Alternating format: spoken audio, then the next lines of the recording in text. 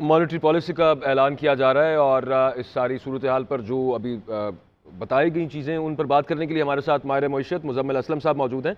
बहुत शुक्रिया सर। सबसे पहले तो ये बताइएगा, ये जो डिस्काउंट रेट बढ़ा दिया है 15% तक चला गया है, इसके क्या इम्पैक्ट्स आएंगे आगे मुल्क में कारोबार पर ख़ास तौर पर?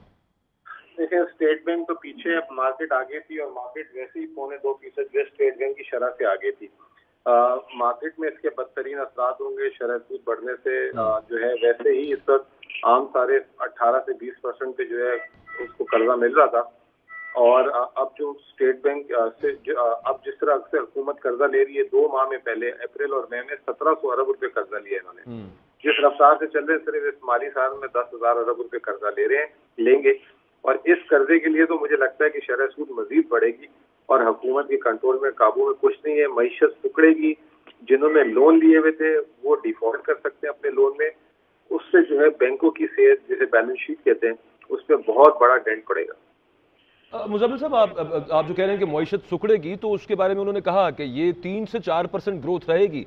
5% थी, 4.98 के करीब थी, लेकिन वो अगली जो प्रोजेक्शन है वो 3 to 4% है।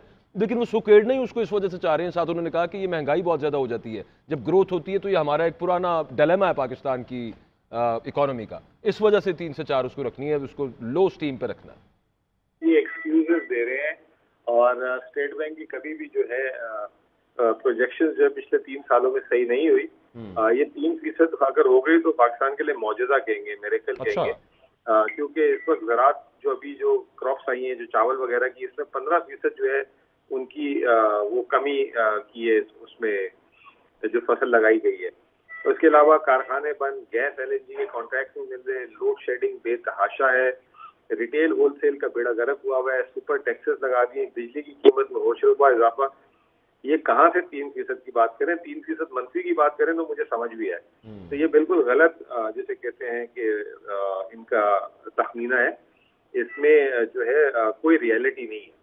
और मुज़म्मिल साहब, एट द सेम टाइम, क्योंकि जब बजट भी अनाउंस हुआ था उसमें भी ये बात हुई कि हीट अप हो जाती है हमारी जो है ना, जब हम ग्रोथ की तरफ जाते हैं तो उसकी वजह से फिर इन्फ्लेशन उसके साथ वो पार्ट एंड पार्सल आती है, लाज़िम मलज़ूम हो जाती है। तो वो तो एक प्लान नजर आ रहा था, तो क्या उसी के तहत ये आगे उसको 3% से भी नीचे रखने की कोशिश करेंगे? आपका क्या ख्याल है, कहाँ पर होगी? चले -3 तो कम है, लेकिन सेंसिटिव प्राइस इंडेक्स आया है। इस हफ्ते की महंगाई 33.66%। पिछले हफ्ते 32% थी, एक हफ्ते में 2.5% की महंगाई बढ़ी है। तो 36%, 33% महंगाई है, और उसमें 15% सारे सूद आप देख लें। बजट में इन्होंने 11.5% का ऐलान किया था। तो इससे अंदाजा लगा लें कि कितने इन्हीं के जो आदाद शुमार है अभी अभी आए हैं तो स्टेट बैंक उससे PPS से, तो इनके ही आदाद शुमार इनको ही गलत कर रहे हैं। बजट में 11.5% हमने उस वक्त भी कहा था ये बिल्कुल गलत तक तखमीना दी है, और ये आवाम को बेवकूफ़ बना रहे हैं, उससे ज़्यादा अपने आप को बेवकूफ़ बना रहे हैं। अच्छा, आपने जो बात की इस हवाले से कि ये जो ग्रोथ नीचे रहेगी, ये खुद उसके बारे में कह चुके हैं कि इसको ज़्यादा हीट अप होने से बचाने के लिए, इकोनॉमी को, उसको इन्फ्लेशन को, महंगाई को काबू में रखने के लिए। लेकिन वो साथ एक और प्रोजेक्शन उन्होंने जो खुद दे दी कि महंगाई अगले साल में भी उनका ये ख्याल है कि 18 से 20% तो रहेगी, उससे ऊपर भी जा सकती है, लेकिन इतनी तो रहेगी। उन्होंने मान लिया इस बात को। तो ये किस तरह से फिर इसका फायदा क्या हुआ कि एक तरफ आप कह रहे हैं कि आपने ग्रोथ की तरफ नहीं जाना ज्यादा, क्योंकि वो ग्रोथ होती है तो इन्फ्लेशन होती है, दूसरी तरफ अब ग्रोथ भी नीचे आ गई है तो महंगाई वो फिर भी बता रहे हैं कि ये 18 से 20% रहेगी। इसको कहते हैं हवास बाख्ता होना। कुछ समझ नहीं आ रही इनको कि बोले क्या, कॉल और फेल। बिल्कुल इनकी कोई ग्रिप नहीं है इस वक्त, इनके पास कोई प्लान नहीं है, कोई समझ नहीं है, बस उल्टी सीधी बातें। अब आज हुकूमत पाकिस्तान का तखमीना जो अभी बजट में 10 जून को दिया है, और 20-22 दिन 3 हफ्ते पहले दिया है, उसको स्टेट बैंक ने आज कह दिया 18 से 20% रहेगी। इससे ज्यादा जिससे बात आप ये कह लें कि ना अहल और बेकार जो है माशी टीम नहीं हो सकती पाकिस्तान की। अच्छा, ये जो साथ शरह सूद जो 15% अब मुकर्रर हो गई है, इस पर हमने पहले भी बात की, लेकिन इसका कंस्ट्रक्शन सेक्टर पे, रियल एस्टेट सेक्टर पे खास तौर पे बड़ा इफेक्ट आता होता है, तो उसको क्या देखते हैं आप? क्या वहां पर क्या असर पड़ेगा इसका? सब बंद हो गया है। सीमेंट की बोरी 1050 रुपए की हो गई है, 600 रुपए की थी मार्च में। सरिया जो है 2.25 लाख 2.5 लाख रुपए पे जा रहा है। बचा ही नहीं है कुछ, टैक्स अलग लगा दिए हैं। शरह सूद इतना महंगा हो गया है, कौन खरीदेगा? लोग सारे बैंक में रखेंगे, मुफ्त का पैसा कमाएंगे 17-18%, जिसके पास सरमाया है। और जो बेचारा जो है वो किस्तों में चीजें लेता था, उसका बेड़ा गर्क कर दिया, कारोबार का बेड़ा गर्क कर दिया, तबाह कर दिया सब कुछ। अच्छा मुज़म्मिल साहब आप साथ रहिएगा, डॉक्टर फ़ारूक सलीम साहब ने भी हमें ज्वाइन किया है। बहुत शुक्रिया डॉक्टर साहब, आपने वक्त दिया है।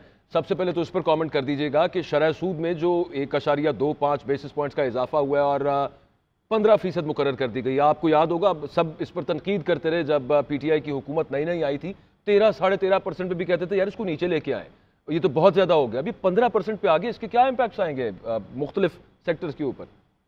जी, आपने 2 या 3 सवाल कर दिए हैं एक ही सवाल के अंदर जो छुपे हुए हैं।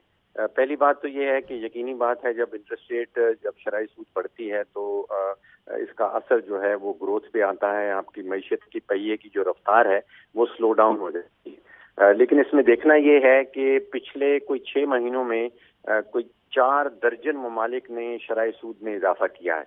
और मैं समझ रहा हूँ कि जो सेंट्रल बैंक्स हैं इन 4 दर्जन ममालिक के, वो ये देख रहे हैं कि जो अफरात ज़र की शरह है वो सारी दुनिया में बढ़ रही है। अभी 40 साल में जो महंगाई नहीं आई वो इस साल रिकॉर्ड की गई है, यानी कि 40 साल की बुलंद तरीन महंगाई की शरह जो है 8.6% जो अमेरिका ने रिकॉर्ड की है। तो वहाँ का सेंट्रल बैंक जो है वो बहुत ही एग्रेसिवली उसने 28 साल में इतनी तेजी से जो शरह सूद है उसको नहीं बढ़ाया। इसी तरह इंडिया में बढ़ रहा है, मैक्सिको में बढ़ रहा है, पूरे के पूरे यूरोजोन जितने भी ममालिक यूरोजोन के अंदर आते हैं उन सब ने इंटरेस्ट रेट बढ़ाया है। तो इसका इम्पैक्ट एक तो पूरी दुनिया में हो रहा है कि जो ग्रोथ है, जो मईशत का पहिया है, जैसे मैंने कहा उसकी रफ्तार स्लो डाउन हो जाएगी।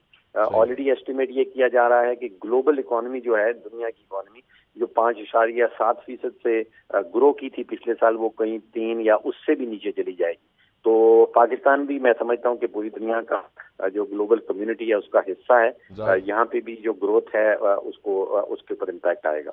इन्फ्लेशन के हवाले से उन्होंने लेकिन साथ ही कहा है कि 18 से 20% तो रहेगी, ये तो उनकी प्रोजेक्शन है, वो उससे ज़्यादा भी हो सकती है। अच्छा, इसके बावजूद कि ग्रोथ रेट वो देख रहे हैं कि 3 से 4% शायद हो, यहाँ पे उन्होंने शरह सूद बढ़ा दी है 15% तक, उसके बावजूद फारूक साहब 18 से 20% इन्फ्लेशन रेट रहेगा? उससे ज़्यादा तो हो सकता है, लेकिन अगर मान लिया जाए सुप्रीम कोर्ट की उसकी स्टेट बैंक की प्रोजेक्शन। जी, अब गोइंग इनटू द फ्यूचर में क्या होने वाला है, एक तो पाकिस्तान में जो बहुत बड़ा एलिमेंट है वो एनर्जी प्राइसेस का है, यानी कि हम पेट्रोल इंपोर्ट कर रहे हैं, डीजल इंपोर्ट करते हैं।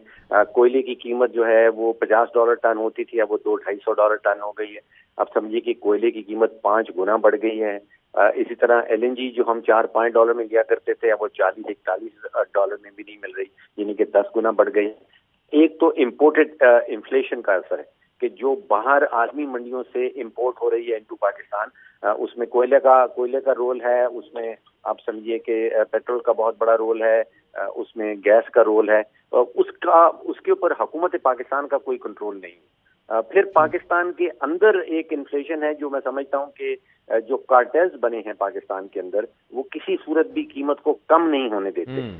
उसमें चीनी का कार्टेल है, उसमें खाद का कार्टेल है, उसमें अब ऑटोमोबाइल इंडस्ट्री जो कारें बनाने वाली है उसका कार्टेल है। तो ये बहुत सारे कार्टेल्स जो बने हैं उनके नतीजे में पाकिस्तान में जो जरूरी अशिया है, खास तौर पे खाने पीने वाली, उनकी कीमतें नीचे नहीं आ पाती।